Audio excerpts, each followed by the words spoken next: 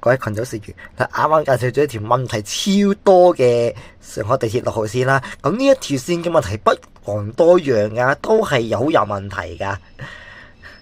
就係上海地鐵9號線呢條線對松江居民嚟講一直有個怨恨噶，因為就係成日逼爆。就話啲居民成日期望12號線拉嚟松江，舒緩到9號線嘅嗰個嘅壓力。咁但係12號線松江段仲起緊，咁所以就暫時松江只能夠靠9號線一條線維持咯。而家話俾你知條線嘅問題啦。呢條上海地鐵9號線啦，咁就由上海松江站，即係原本叫做松江南站，至到去曹路站。咁以前嘅總站喺楊高中路嘅。咁以前叫做新松線，咁係松江區第一條嘅地鐵路線啦，係現時松江區唯一一條嘅地鐵線。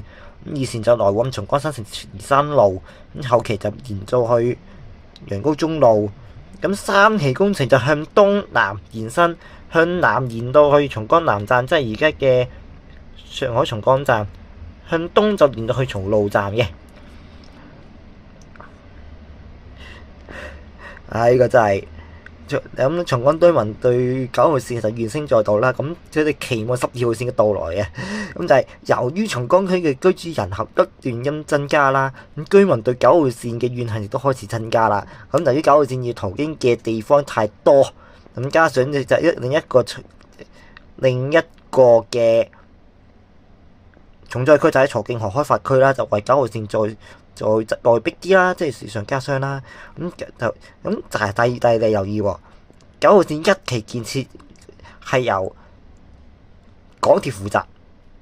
港鐵負責有啲乜嘢唔好處，就係嗰啲月好細，未能夠考慮到地區嘅發展。咁松江居民只能夠期待12號線嘅到來啦。咁只有12號線先至能夠解決9號線嘅問題。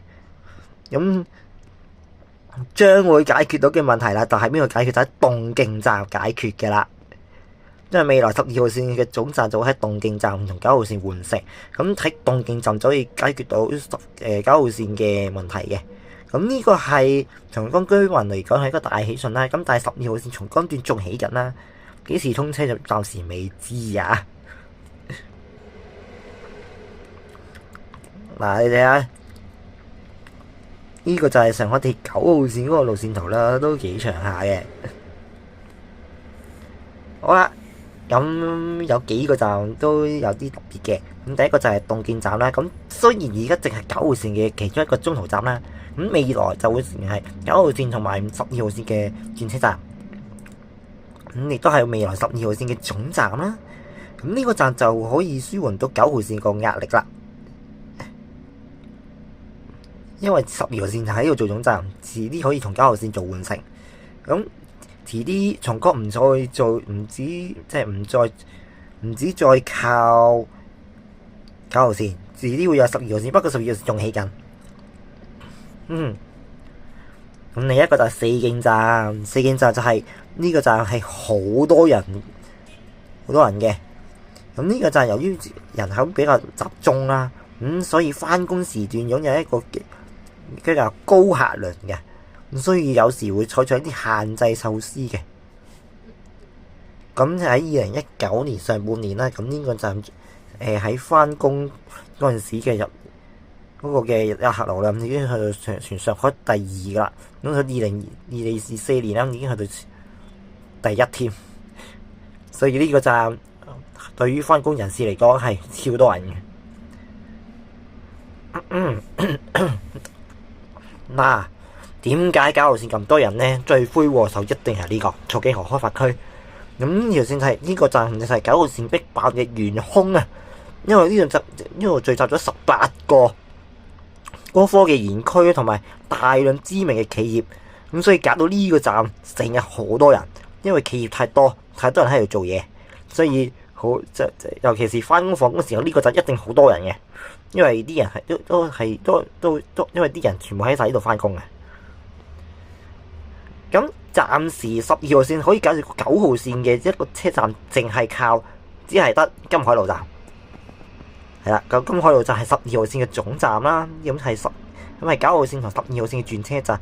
咁目前12號線只能夠解決9號線喺浦東新區嘅問題。咁松江區嘅問題，咁就等12號線延去東徑站先至解決到。但係嗰段就起緊嘅。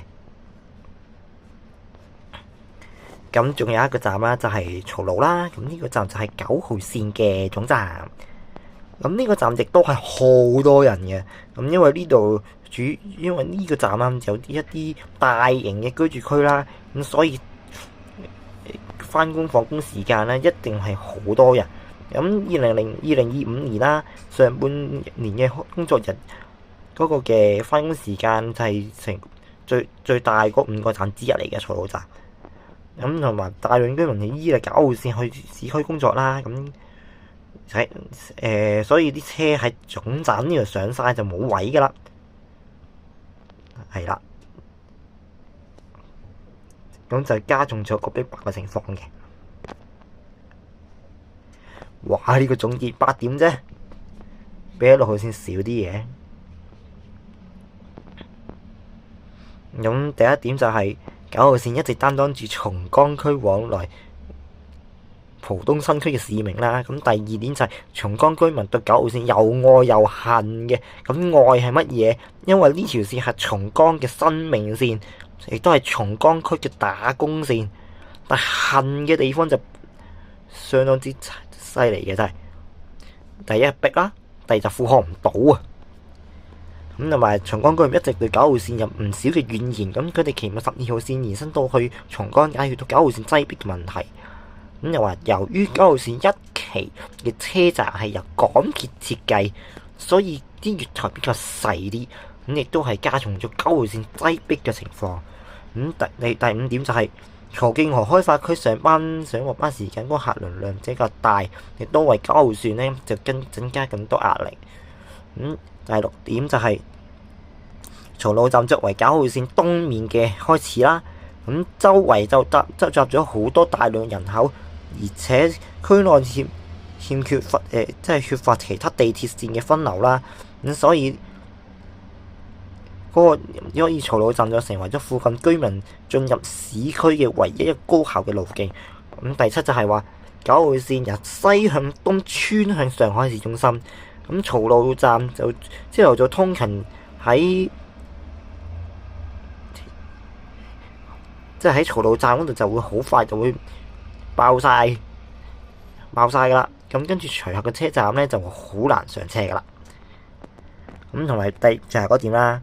咁9號線連接咗浦東新區與同埋徐匯區啊、黃埔區啊等等呢啲嘅市中心區域啦，係典型嘅通勤繁忙線路。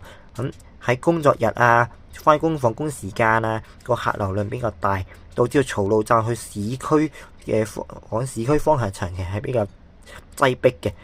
咁所以9號線嘅問題雖然唔及6號線多，但係就都有啲問題出現，係啦。咁9號線係咁啦，松江居民對佢係又愛又恨，怨聲載道嘅。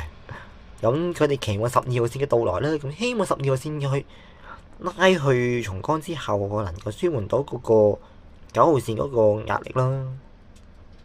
係啦，呢條線就係咁啦，因為12號線未延去松江之前啦，即係而家都未延嘅12號線，因為嗰段仲起緊啦。咁而家單靠9號線已經係負荷唔到噶啦，因為9號線已經熱氣好民憤。咁所以9號線唔可能再靠9號線去到承擔松江往返市區嗰個嘅客量嘅，一定要由其他路線去到分擔嘅，因為你一條線負責晒，咁就好辛苦嘅。係啦，咁呢條9號線係咁啦，就冇6號線咁多問題，但係都係有問題嘅。